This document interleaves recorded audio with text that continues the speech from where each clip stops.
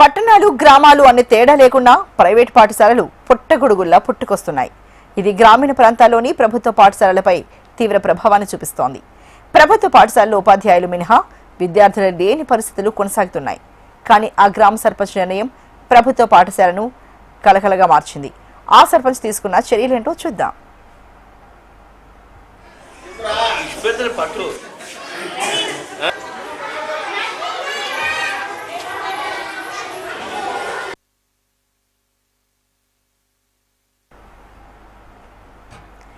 మహబూబ్ నగర్ జిల్లా నవాపేట మండలం రుద్రారం గ్రామంలోని ప్రభుత్వ పాఠశాల గత ఏడాది 90 మంది విద్యార్థులు ఉండేవాళ్లు. ఈ ఏడాది విద్యార్థుల సంఖ్య 130కి చేరింది. గ్రామం నుంచి ప్రైవేట్ పాఠశాలకు వెళ్లే 25 మంది విద్యార్థులు తిరిగి ప్రభుత్వ పాఠశాలలో చేరారు. ప్రైవేట్ పాఠశాలకు వెళ్లే విద్యార్థులను ప్రభుత్వ పాఠశాలకు తీసుకువచ్చేందుకు సర్పంచ్ కావలి రవీంద్ర తీసుకున్న చర్యలు ఫలించాయి. ప్రైవేట్ స్కూల్ నుంచి 25 మంది రావడం జరిగింది. మా స్కూల్ నుంచి ఒక్కరు కూడా ప్రైవేట్ స్కూల్కి వెళ్ళలేదు.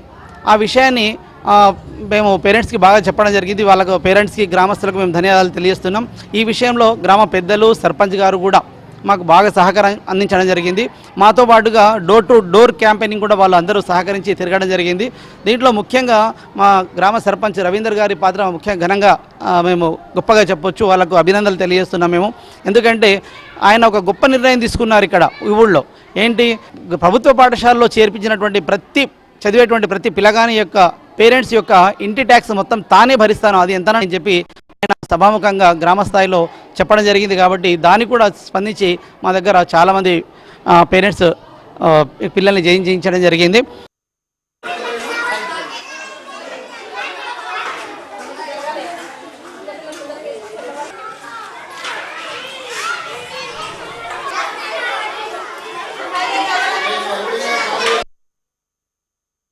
ప్రైవేటు స్కూల్కు దాదాపు 60 నుంచి 70 మందిని పంపిస్తున్నారు.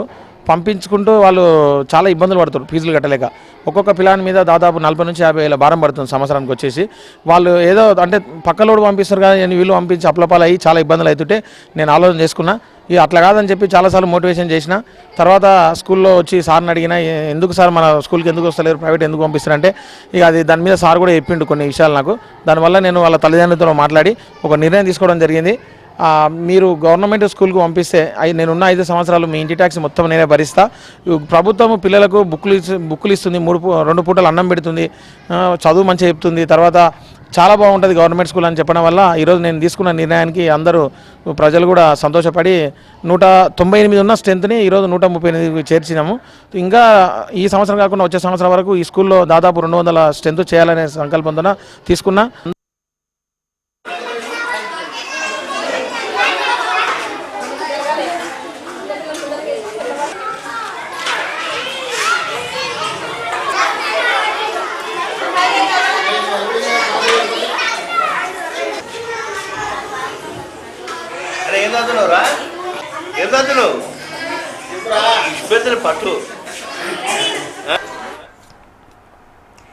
ప్రైవేట్ పాఠశాలలకు తమ పిల్లలను పంపించే తల్లిదండ్రులను కలిశారు. గ్రామంలో సమావేశాన్ని ఏర్పాటు చేసి విద్యార్థులను ప్రభుత్వ బడికి పంపిన వారికి 5 ఏళ్ల పాటు ఇంటి పనులు తానే సొంతంగా చెల్లిస్తానని హామీనిచ్చారు. ప్రభుత్వ పాఠశాలలో నాణ్యమైన విద్య అందేలా చూస్తానని సర్పంచ్ రవీందర్ భరోసా కల్పించారు. దీంతో పేరెంట్స్ గ్రామంలోని జెడ్పీ పాఠశాలలో అడ్మిషన్లు తీసుకున్నారు. ఈ ఏడాది ఏకంగా 25 మంది విద్యార్థులు ప్రభుత్వ పాఠశాలలో చేరారు.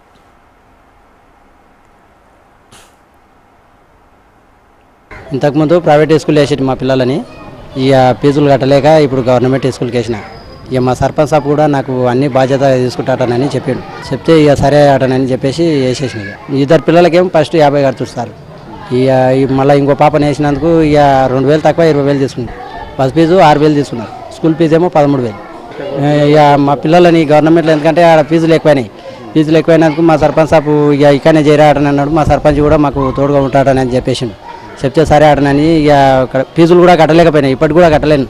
మా సర్పంచ్ ఉండి అక్కడ ఎందుకేసోరా నీకు అన్ని బాధ్యత నేను చూసుకుంటా ఆడని అని చెప్పి ఇక సర్పంచ్ మాట వలన కొంచెం వేసినారు. మంచిగా ఉంది, ఇప్పుడు మంచిగా ఉంది, మా పిల్లలు కూడా బాగానే ఉంది డాడీ మంచిగా చెప్తారు ఆడని అని చెప్పారు. మా పిల్లలను ఇంతకుముందు ప్రైవేట్ స్కూళ్ళలో చదివించినాం సార్. నర్సరీ, ఎల్కేజీ, యూకేజీ వరకు చదివించినాము. ఇక తర్వాత బంద్ చేసి మళ్ళీ దీంట్లో గవర్నమెంట్ దాంట్లోనే జాయిన్ చేసినాము. జాయిన్ చేసినాము. దీనిలో కూడా స్టడీ బాగానే ఉంది. ఇప్పుడైతే బాగా ఫీజులు పెరిగినాయి బాబు. అందు గురించి బంద్ చేసి అందరు గవర్నమెంట్లోనే చేర్పించాలని మేము ఇట్లా సహకరిస్తున్నాం సార్. ఇంకా పిల్లలకు ఆడ ఉంది కదా అన్నట్లు మాకు కూడా అప్పుడు తెలియక చదివించినాం. ఇక ఆవిడ బంద్ చేసినాం. నేను నర్సరీ, ఎల్కేజీ, యూకేజీ వరకే చదివించాను. మా పిల్లల బంద్ చేసి గవర్నమెంట్ స్కూల్లోనే చేర్పించినాం సార్. ఇప్పుడు మా పాప 10th క్లాసు, మా అబ్బాయి 7th, మా చిన్న పాప 6th క్లాస్. ఈయనే చదివినారు. Government స్కూల్నే చేర్పించాలని చేర్పిస్తున్నాం sir. అందరికీ సహకరిస్తున్నాం. బాగానే ఉంది సార్. ఇప్పుడైతే మంచిగా ఉంది. మంచిగా చెప్తున్నాం సార్. వాళ్ళకి ఇట్లా బాగానే స్కూల్ చెప్తున్నారు. మహబూబ్ నగర్ జిల్లాలోని చాలా గ్రామాల్లో ప్రభుత్వ పాఠశాలలకు ఆదరణ పెరిగింది. నవాబుపేట మండలం పల్లెగడ సర్పంచ్ గ్రామాల్లో సమావేశాన్ని ఏర్పాటు చేసి తమ పిల్లలను ప్రైవేట్ పాఠశాలలకు పంపవద్దని తీర్మానం చేయించారు. ఇదే మండలంలోని చౌడూరు సర్పంచ్ సునీత కూడా తమ పిల్లలను ప్రభుత్వ పాఠశాలకు పంపుకుంటే ప్రభుత్వ పథకాలను నిలిపివేస్తామని గ్రామ కమిటీ ద్వారా తీర్మానం చేయించారు. కోయిలకొండ మండలం వింజమూరు గ్రామ సర్పంచ్ రాములు పిల్లలను ప్రభుత్వ పాఠశాలలో చేర్పిస్తే వారి తల్లిదండ్రులకు 2,000 రూపాయల నజరానా ఇస్తామని ప్రకటించారు. ఇలా ప్రస్తుతం గ్రామ సర్పంచ్ ద్వారా ప్రభుత్వ పాఠశాలలో చేరే విద్యార్థుల సంఖ్య గణనీయంగా పెరుగుతోంది. విద్యాపరంగా ఎప్పుడు వెనుకంజలో ఉన్న పాలమూరు జిల్లాలో ఇలా సర్పంచులు ప్రభుత్వ పాఠశాల అభివృద్ధికి పాటుపడడం శుభ పరిణామంగా జిల్లావాసులు భావిస్తున్నారు.